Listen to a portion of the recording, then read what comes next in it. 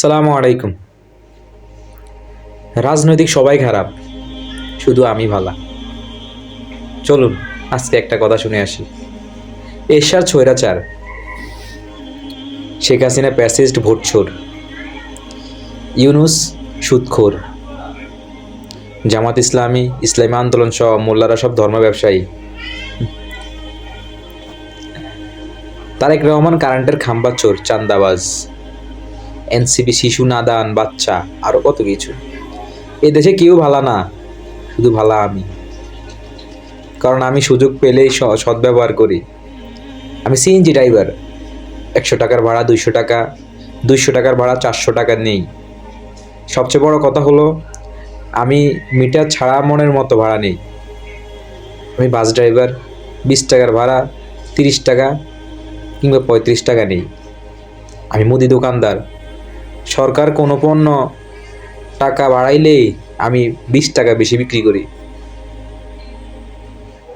আমি পাইকারি ব্যবসায়ী, সুযোগ পেলেই সিন্ডিকেট করি।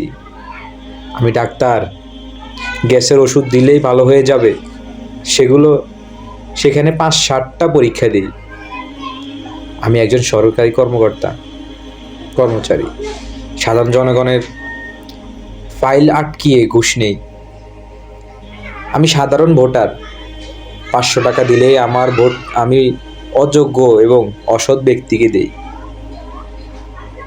আমি একজন নেতার বা প্রার্থীর সমর্থক এবং জেনে শুনে বুঝে ভবিষ্যতের চাঁদাবাজি করার আশায় নির্বাচনের সময় চাঁদাবাজদের জন্য ওয়ার্ক করি।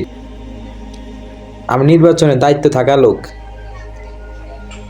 টাকা খেয়ে প্রার্থীকে ভোট চুরি করে কৌশলে জিতিয়ে দিই। এই দেশে কেউ ভালা না, শুধু আমি ভালা।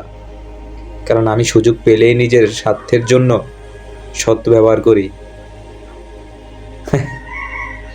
আমি ভালা, কেউ ভালো না।